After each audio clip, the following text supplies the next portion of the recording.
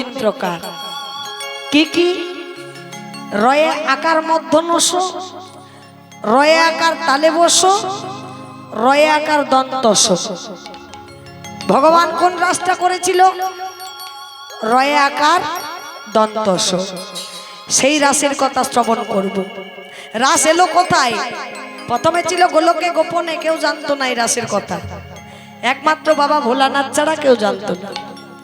কি করে প্রচার হলো? মা পার্বতী পর্যন্ত জানতো না। একদিন খুব ঝগড়া লেগে গেছিল জানেন, ওই নারদে এসে মাকে রাগিয়ে দিয়েছিল, আর এত দুজনে মিলে ঝগড়া লেগে গেছে কি বলবো। শোনো, নারদ চিন্তা করছে যে একবার যাই, আমি একবার মামির সঙ্গে দেখা করে আসি। মা দুর্গাকে মামি বলতো আর ভোলানাথকে মামা বলতো। বলছে মামির সঙ্গে দেখা করে মামার সব কুকুত্তিগুলো একবার বলে দিয়ে আসি, যাতে মামা আর মামি ঝগড়া লেগে যায়। তা ভোলানাথ তো বাবা শ্মশানে বসানে ঘুরে বেড়ায়। একদিন নারদ মনে করলো কি, সোজা চলে এসেছে কৈলাসে, এসে দরজাতে টোকা দিচ্ছে। দরজায় বলছে, ও মামি, মামি বাড়িতে আছো? আরে কে গো? বলছে আমি তোমার ভাগ্নে নারদ। ও এসো ভাগ্নে এসো। তা কি মনে করে এসেছো ভাগ্নে? বলছে মামি গো, আমার একটা কথা বলার ছিল তোমাকে। বলে বলো বলো। আচ্ছা মামি, তুমি কি জানো মামা যে প্রতিদিন শ্মশানে বসানে ঘুরে বেড়ায়, আর তুমি লক্ষ্য করেছো ওই শ্মশানে মামা বসে বসে ওই যে রাম নাম জপ করে, কিন্তু কিসের উপরে বসে থাকে জানো? বলছে কিসের উপরে? বলছে 108টা মাথার খুলির উপরে। তা তুমি জানো সেই মাথার খুলিগুলি কার?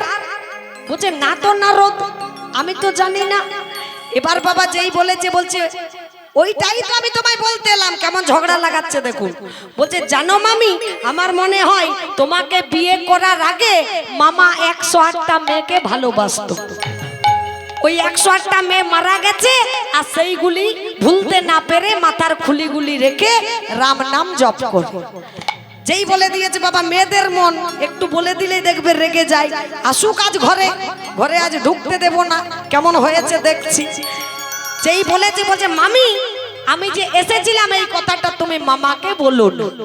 এই বলে নারদের কাজ করে নারদ চলে গেল। এবার দরজা দিয়ে রেখেছে পার্বতী, ঘরে আসো, ঘরে ফিরে আসু। ঘরে এলেই আমি আজ ওকে দেখছি। এদিকে ভোলানাথ বাবা শ্মশানে মশানে রাম নাম জপ করে পড়ে, যেই না বাড়িতে ফিরেছে অমনি দরজায় টোকা দিচ্ছে, পার্বতী দরজাটা খোলো, ও পার্বতী দরজাটা খোলো। পার্বতী কিন্তু দরজা খুললো না। আরে ও পার্বতী শুনতে পাচ্ছ না? খোলো দরজাটা। এবার রেগে মেগে করেছে কি, যেই না তাড়াতাড়ি করে দরজাটা খুলেছে। কি হয়েছে বলো বলো, তুমি এমন ভাবে রেগে আছো কেন পার্বতী? নিশ্চয়ই কেউ এসেছিল তোমার কাছে। বলছে কে আসবে? কেউ আসেনি। কি হয়েছে বলো? বলছে পার্বতী গো, তোমাকে তো অন্যদিন এরকম রূপ আমি দেখি না, তাহলে তোমার কাছে কেউ এসেছিল, কেউ কিছু বলে দিয়ে গেছে ঠিক? বলছে হ্যাঁ এসেছিল, ওই নারদ এসেছিল। বলছে হ্যাঁ, এই বেটাই ঝগড়াটা লাগিয়ে দিয়ে গেছে। মনে মনে চিন্তা করছে কিছু বলে গেছে। বলছে বলেছে বলেই তো বলছি। শোনো, তুমি যে শ্মশানে ওই যে 108টা মাথার খুলির উপরে রাম নাম জপ করো, তো সেই মাথার খুলিগুলি কার আমি জানতে চাই। মাথার খুলিগুলি কার জানো পার্বতী? ভোলানাথ বলছে কার জানো? বলে দেব? বলছে হ্যাঁ ওটাই তো আমি জানতে চাই। তুমি ওই মাথার খুলিগুলি কার, সেগুলোর উপরে তুমি বসে বসে রাম নাম জপ করো। শোনো পার্বতী, ওই মাথার খুলিগুলি হলো শুধুই তোমার, আর কারো নয়। কেন?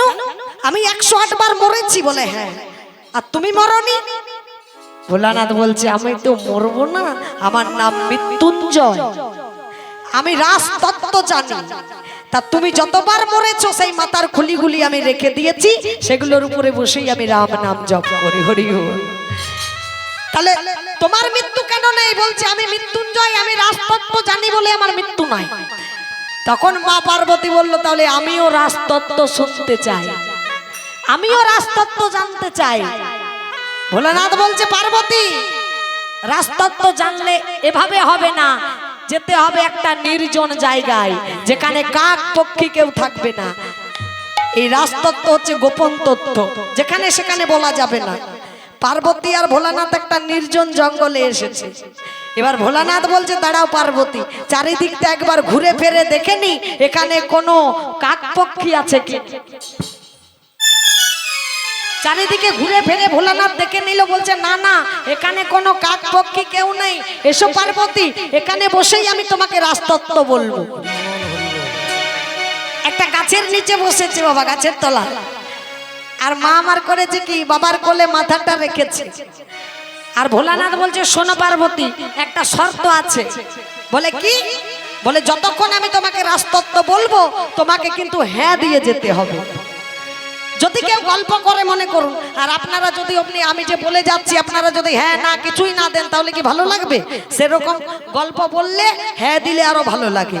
তা বলছে তুমি বলবে, আমি হ্যাঁ দিয়ে যাব। বেশ, এবার মা আমার মাথাটা রেখেছে ভোলানাথের কোলে, আর ভোলানাথ রাজতত্ত্ব বলতে শুরু করেছে। শোনো পার্বতী, হ্যাঁ তারপরে, হ্যাঁ তারপরে, হ্যাঁ তারপরে, বলতে বলতে বলতে যখন অর্ধেকটা বলা হয়ে গেল, মা আমার অর্ধেকটা শ্রবণ করে ঘুমিয়ে পড়েছে। আর বাবা ভোলা আমার বলেই যাচ্ছে, মায়ের প্রতি লক্ষ্য করে নাই।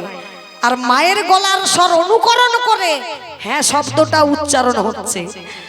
শোনো পার্বতী, হ্যাঁ তারপরে, হ্যাঁ তারপরে, তারপরে, যেই না বাবা বলে বলে পুরোটা শেষ হয়ে গেল। এবার বাবা আমার লক্ষ্য করেছে মায়ের প্রতি, যেই না লক্ষ্য করেছে দেখছে পার্বতী তো ঘুমিয়ে গেছে। কি ব্যাপার? এই যে ও পার্বতী, ওঠো ওঠো ওঠো, তুমি আমার রাজতত্ত্ব শোনোনি? ছি ছি পার্বতী ছি, এতক্ষণ ধরে দাঁড়ালে আমি একাই বেকার বকে গেলাম, তুমি শোনোনি, ঘুমিয়ে গেছো। করজোরে বলছে ভোলানাথ, আমি অর্ধেকটা শ্রবণ করতে পেরেছি প্রভু, আমি পুরোটা শ্রবণ করতে পারি নাই। কি অর্ধেকটা শ্রবণ করেছো? তাহলে বাকিটাকে শ্রবণ করলো। যেই চারিদিকে ভোলানাথ ঘুরে ফিরে তাকিয়েছে বাবা, দেখছে যে গাছের নিচে বসে রাজতত্ত্ব বলছিল সেই গাছের ডালে বসেছিল একটা সুখ পক্ষী। যেই ভোলানাথ ত্রিনেত্র নিয়ে তাকিয়েছে, সুখ পক্ষী তখন ভোলানাথের ভয়ে প্রাণের মায়া ত্যাগ করে উড়তে আরম্ভ করেছে। যেই উড়তে উড়তে চলে যাচ্ছে, ভোলানাথ আহ্বান করলো ত্রিশূলকে, ত্রিশূল যাও ওই সুখ পক্ষীকে তুমি যেখানে পারো যেভাবে পারো হত্যা করে আমার কাছে ফিরে এসো। আগে আগে যাচ্ছে বাবা সুখ পক্ষী, পিছনে পিছনে যাচ্ছে ভোলানাথের ত্রিশূল। কোথাও যখন জায়গা পেল না, ওই প্রাণের ভয়ে প্রাণের মায়া ত্যাগ করে উড়তে উড়তে যাচ্ছে, এই ত্রিশূল বুঝি আমাকে বধ করে দিল। এমন সময় ব্যাসদেবের পত্নী দেবরুচি স্নান সেরে এসে মাথার চুলটা ঝাড়ছে। ও মায়েরা, তোমরা যখন মাথার চুলটা ঝাড়ো মুখটা কেমন থাকে? উপরের দিকে হাঁ করা, এইভাবে, তাই তো? আমরা সবাই এইভাবেই চুলটা ঝাড়ি। মা আমার হাঁ করে মাথার চুলটা ঝাড়ছে। আর ওই পাখিটা করেছে কি জানো? কোথাও যখন জায়গা পাইনি, সোজা গিয়ে দেবরুচির মায়ের মুখেই প্রবেশ করেছে। আর ছোট্ট একটা পাখি যেই হাঁ করেছিল গিলে দিয়েছে, একেবারে গর্ভে পেটের মধ্যে চলে এসেছে। আস্তে আস্তে ভোলানাথের ত্রিশূল গিয়ে থেমে গেল। মনে মনে চিন্তা করছেন নারী হত্যা আমি করব না, নারী হত্যা মহাপাপ। আমি ফিরে যাই ভোলানাথের কাছে। ভোলানাথের কাছে ফিরে গিয়ে করজোড়ে বলছে, ওগো দয়াময়,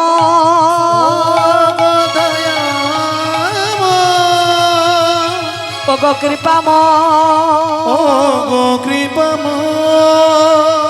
আমি ওই পাখিটাকে বধ করতে পারি নাই গো, আমায় ক্ষমা করে দাও, ক্ষমা করে দাও।